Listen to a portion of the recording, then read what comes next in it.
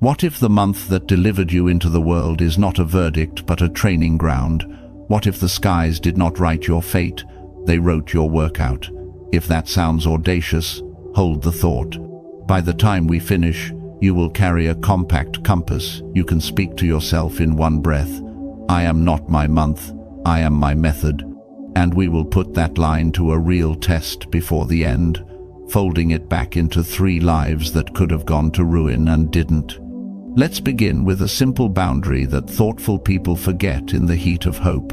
This is educational philosophy, not therapy or medical, legal, or personalized counsel. Ancient Stoics asked us to examine our impressions before we obey them. They'd ask the same of anything you hear now. If a practice seems promising, pause, reflect, test it gently, and consult qualified help where the stakes are high. The soul is a long voyage. We don't skip maintenance checks just because we're eager for the horizon. Now to the beating heart of the matter. Human beings crave maps. When the world floods us with inputs, we reach for patterns like a sailor reaches for stars. You were told that your birth month has meaning, maybe not a mechanistic push-pull of planets, but a symbolic echo of season and cycle that whispers about temperament, posture, and recurring challenges. The Stoic question is not, is it true in the heavens, but is it useful on the ground without corrupting your agency? That is our ethical criterion. Symbols can be mirrors or excuses. A mirror wakes you, an excuse sedates you. Our task is to keep one and reject the other. The ancient discipline offers a first principle as plain as daylight. There is a narrow set of things up to you, your judgments, choices, and the actions that flow from them, and an ocean of things beyond your say. You cannot move your birthday an inch. You can move your mind in an instant. You have no vote in yesterday's storm. You can reef your sails today. This is the dichotomy of control stated without incense. We will add nuance, but hold it firm. If a story about your month strengthens your grip on what is yours to steer and loosens your white knuckle around what is not, it is medicine. If it does the opposite, it is poison delivered in poetic glass. Because we live under skies and seasons, let's speak in seasons to honor the spirit behind birth month myth without chaining ourselves to its particulars. Consider the lived physics of the year. Winter compresses light and asks for economy. Spring breaks the ground and multiplies options. Summer expands and tempts arrogance. Autumn cools and clears the field for assessment. These are not commandments, they are recurring contexts. In each context, the Stoic posture is specific. Conserve and fortify under scarcity. Initiate without frenzy under expansion. Hold power lightly under surplus. Harvest with judgment under decline. If you were born when the land was sleeping, you might resonate with restraint and structure. If you were born when the fields burst, you may feel a bias toward beginnings. If you arrived during high sun, magnanimity might come easy, and so can vanity. If you came with falling leaves, precision and pruning may feel like home, and so can perfectionism. Not fate tendencies, not shackles, weights on the bar. Let me translate the core vocabulary you will hear as we move. When I say judgment, I mean the inner label you slap on an event before you even see it. The Stoics called that first inner movement a phantasia, an appearance, which your faculty of choice proheresis either endorses or declines. You think you are seeing reality, often you are seeing your month story. A colleague rejects your proposal and you say, "I knew it. I was born in the quiet months. I'm not a persuader." That is not seeing, that is surrender to a narrative. Stoic training interrupts that slide. What happened is simple proposal declined. The label, "I am not a persuader," is optional and often harmful. Replace it with an inquiry. Which parts of persuasion are up to me? Evidence, framing, timing, relationship equity. That question returns the helm to your hands. We also need to balance the dichotomy of control with a subtler truth. While many externals are not up to us, How we structure our environment is often partially up to us. Ancient counsel about voluntary discomfort was not a fetish for suffering. It was a way to immunize the mind. Short, cold, small, fast, modest bed, deliberate silence so that when involuntary discomfort arrives, you are not a stranger to yourself. Today, that same principle applies to seasonal narratives. If you lean naturally toward winter's restraint, you can deliberately schedule small acts of spring experiments, outreach, risk. If you run hot in summer's charisma, you can structure autumn audits, weekly reviews that puncture vanity and reveal drift. In this way, the seasonal map becomes a training cycle, not an identity badge. Imagine 3 arcs of life, each a sky a person chose to sail rather than be sailed by. The first is a preventable downfall. Adrian believed in mystery more than mastery. Born toward year's end, he loved the story of the introspective alchemist, someone destined to move behind the scenes and conjure transformations others couldn't see. It was poetic and flattering, but he used it like a shield and then a spear. He hoarded information at work, convinced his role was to guard the secrets until the perfect unveiling would earn him recognition. Projects slowed. Colleagues lost trust. When deadlines groaned, he blamed the shape of his soul. "I work in cycles," he told himself. Great work matures in silence. The silence lengthened. A competitor launched a smaller, messier version of his idea and ate his lunch. The downfall was not in the stars, it was in a pattern of judgments masquerading as destiny. Where did the slide become preventable? At the first rationalization. A Stoic mentor would have asked him, "Which of your reasons is testable this week? What's the smallest public prototype that exposes your idea to reality? Who are your partners, and what do you owe them by Friday?" He never asked those questions until the review where he lost his sponsorship. That meeting was a storm he could not control, but the policies he could have adopted, weekly demos, open books with teammates, crisp definitions of done, had always been his to choose. The sea was not cruel. He had left the oars in the hull. The second arc is a delayed awakening. Mira was born when the air was heavy and kitchens were full. She felt at home in caregiving and became a quiet savior for everyone around her. She was the reliable one. The praise fed her, the depletion followed. When her father's health dipped, she moved home without a word and burned down to kindling. By 30, she measured her worth in how quickly she answered requests. When she discovered Stoicism, she misread it at first, imagining it demanded suppression of feeling and total self-sufficiency. That error added iron to fatigue. The awakening came through a sentence she whispered to herself at 3 a.m. over a cup of cold tea. Feelings are weather, commitments are architecture. She stopped using compassion as a weapon against her own boundaries. She wrote 3 non-negotiables on a small card: 8 hours of sleep, 1 hour of movement, 15 minutes of morning pages. She began to say 2 sentences that changed her life. Yes, and here is what I can offer without harm. No, and I will help you find another path. She practiced the dichotomy of control, not as a barricade against love, but as a way to aim love. The rings under her eyes softened. The family respected her for the first time because she respected herself. The third arc is a credible transformation. No miracles, just disciplined redesign. Kenzo came in spring and mistook momentum for meaning. He chased beginnings, new skill, new team, new city. When projects turned to maintenance, he fled. His resume looked like confetti thrown down a hallway. A friend slipped him a copy of a Roman's notes to himself about paying attention only to what is in your power. Kenzo took it as a dare and built a tiny training plan. 1 pledge he would keep for 90 days no matter what. 1 review ritual every Sunday. 1 accountability partner to hold the mirror without mercy. The pledge was humble. Finish 1 thing that matters every day before checking messages. In the beginning, he cheated, then he told the truth about it. The Sunday rituals were boring. Then they became the spinal cord of his week. He learned to use his bias for beginnings as a spark inside a larger architecture that guaranteed completion. He did not become a new person in summer's blaze.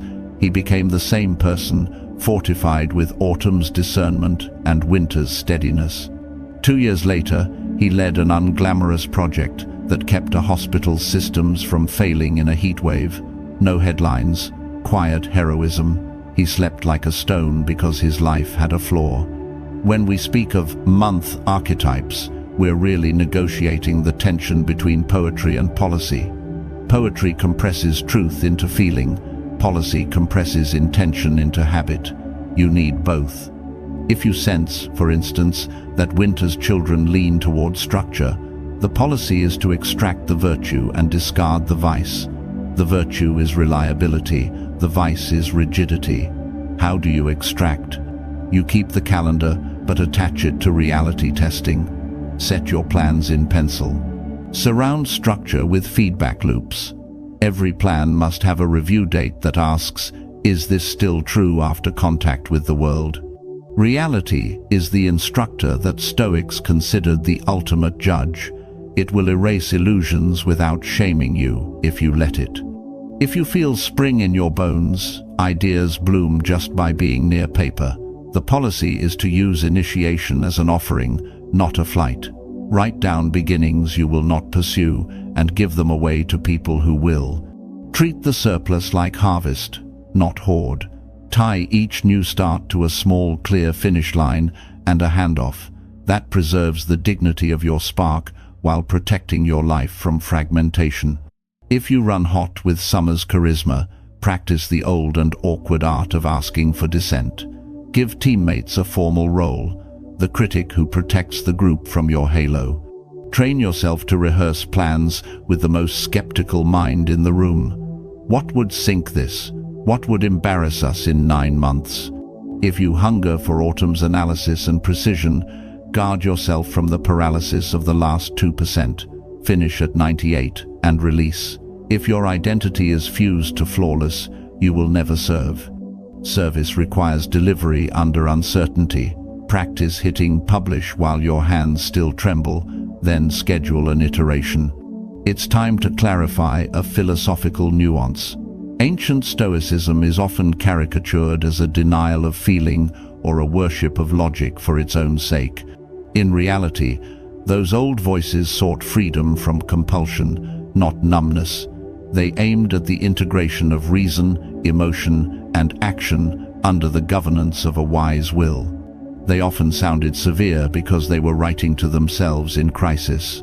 They were tightening bolts in a storm. They also warned against superstition, not because ritual is wicked, but because it seduces us into outsourcing responsibility. If a ritual about your birth month becomes a reason to avoid a hard conversation or a neglected duty, you've lit incense at the altar of your own avoidance. But if a poem about winter makes you kinder to your need for rest and sharper in the hour of performance, you have used culture to tilt you toward virtue. There is a further complication we must respect. Modern psychology has taught us that rhythms, circadian and circannual, affect energy, mood, even risk tolerance. Light and temperature play with neurotransmitters. Geography and family shape expectation. Culture amplifies certain traits and scolds others. To be stoic in the best sense is to acknowledge these forces without bowing to them. You may be more patient in cold months or more impulsive when daylight is long. That is not sin or destiny, it is scaffolding. The wise builder uses the scaffolding while remembering the house is his to design. Let's translate all this into the way you move through a day, because philosophy that does not touch mornings and evenings is a theater set.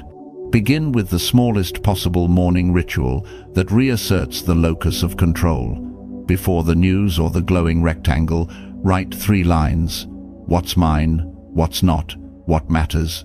Under what's mine, list the decisions you can make today: 1 conversation, 1 craft block, 1 care action. Under what's not, write the names of people and systems you will not try to steer. Under what matters, pick the one act that, if finished, would make the day honorable, even if the rest collapses. This trains prohairesis, the faculty of choice, to sit in its rightful chair at sunrise.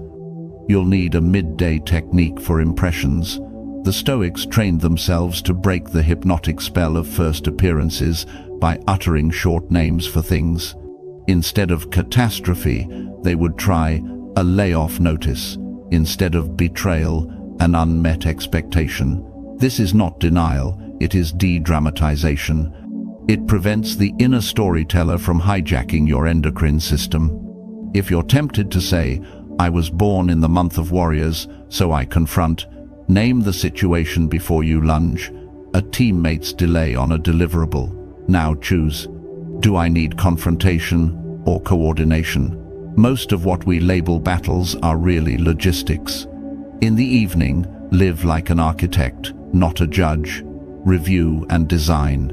The evening inventory used by thoughtful Romans went something like this in ordinary words. Where did I act on what was mine? Where did I reach into what was not? Where did I waste myself? What would I try differently tomorrow? Keep it merciful and precise. Learn to forgive your errors without taking away their teeth. You are not trying to win against yourself. You are trying to become trustworthy to yourself. Remember our opening line about the month as a training ground. Let's close the first loop and make it operational. Imagine you keep a small seasonal ledger, 4 pages. Winter, spring, summer, autumn. In each page, you're going to write a one-sentence bias and a one-sentence antidote. If you are a winter-leaning soul, your bias might be, "I over-plan to avoid failure." Your antidote, "I ship small and early to learn in the open." If you are spring-biased, your bias might be, "I start too much to feel alive."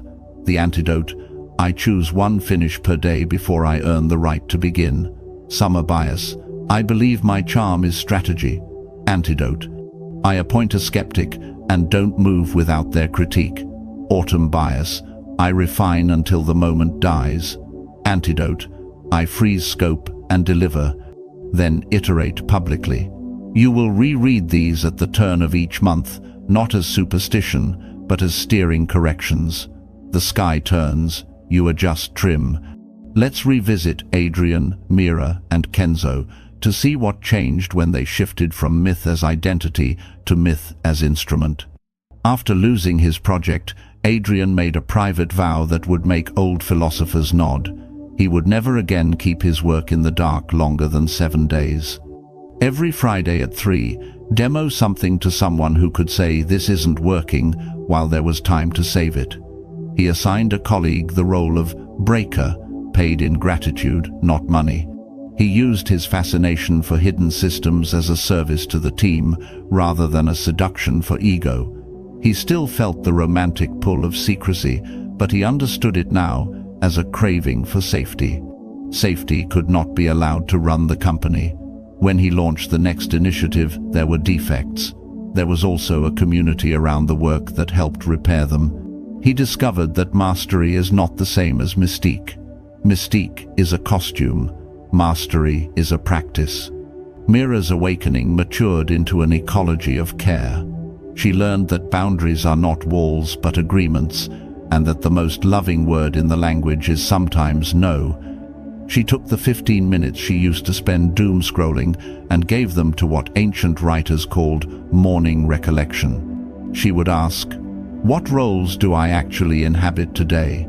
Daughter, analyst, mentor, friend, and what is worthy conduct in each?" She practiced what some might call negative visualization by briefly imagining key plans derailed so she could anchor her peace in intention rather than outcome. That made her nimble when her father's appointment moved by a week or her manager changed priorities. Because she no longer defined herself by martyrdom, she became more useful in crises, not less. People came to her not just for help, but for perspective. Kenzo's transformation stabilized because he internalized one dry rule. Nothing counts until it's on the calendar, and nothing stays if it isn't reviewed. He stopped telling himself stories about potential and started finishing small, boring tasks that made bright promises possible. The 90-day pledge became a rhythm. Craft block first, messages later. He rested on purpose rather than in collapse. He spoke one sentence to himself that you might borrow. Do the day you said you would do. It is a sentence made of granite. It does not flatter you, it frees you. We should pause to address a Machiavellian corner without romanticizing it. Power structures exist, incentives shape behavior. The Stoic stance is not naive pacifism nor vengeful cunning. It is clarity about where your leverage lives and courage to use it ethically. If your workplace rewards secrecy and bluster, you may not be able to reform it. You can, however, choose transparency with your circle, document agreements, and say no to timelines that guarantee failure while proposing ones that make success possible. Successful cruelty is still failure. It bankrupts the soul to enrich the ledger. Stoic agency is not a license to dominate. It is a discipline for refusing to betray your principles when fear or glory beckons. You are permitted to be strategic. You are forbidden to become small. Now, a gentle correction to the cultural version of month archetypes that tempts all of us. The lure of categories is belonging without responsibility. We enjoy saying we are builders, warriors, analysts, visionaries, because it grants the warmth of a tribe with the thrill of a myth. Keep the warmth, decline the abdication. The moment a label makes an apology on your behalf, sorry, I was harsh, I'm an April, it has stopped being a mirror and become a mask. Masks block air. If an archetype helps you name a strength to offer, wear it like a crest when you serve. If it helps you name a risk to watch, carry it like a warning label on your dashboard. If it ever tries to defend your worst impulses, throw it out of the car. Let's take the scaffolding one notch higher and speak of architecture. You will be tempted to ask for the perfect routine. That impulse is understandable and doomed. The more fruitful question is, what is the smallest structure that makes virtue easier than vice in the environment I actually inhabit?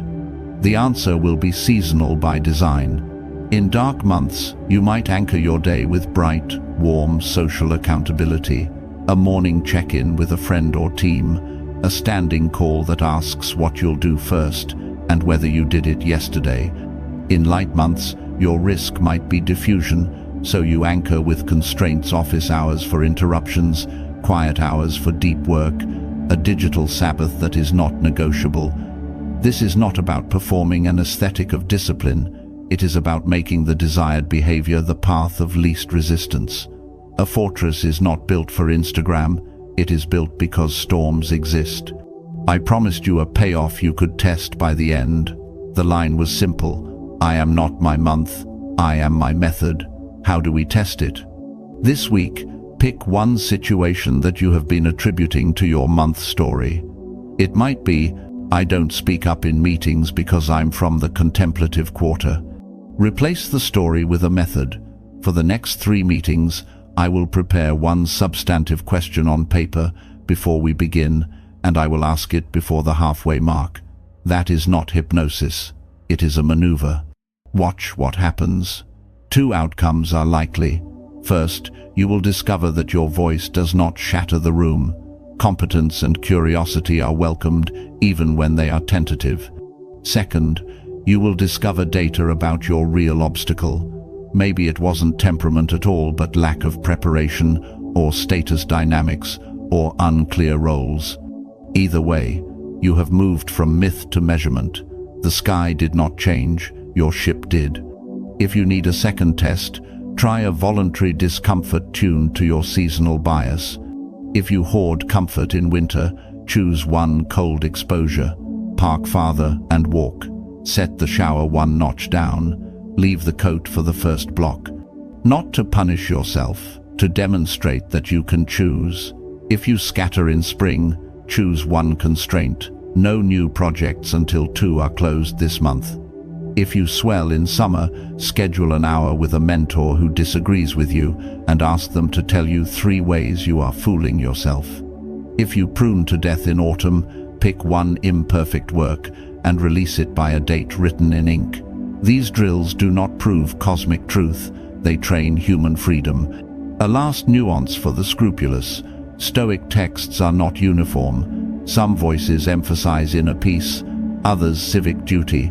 Some sound harsh, others tender. Some distrust emotion, others transmute it.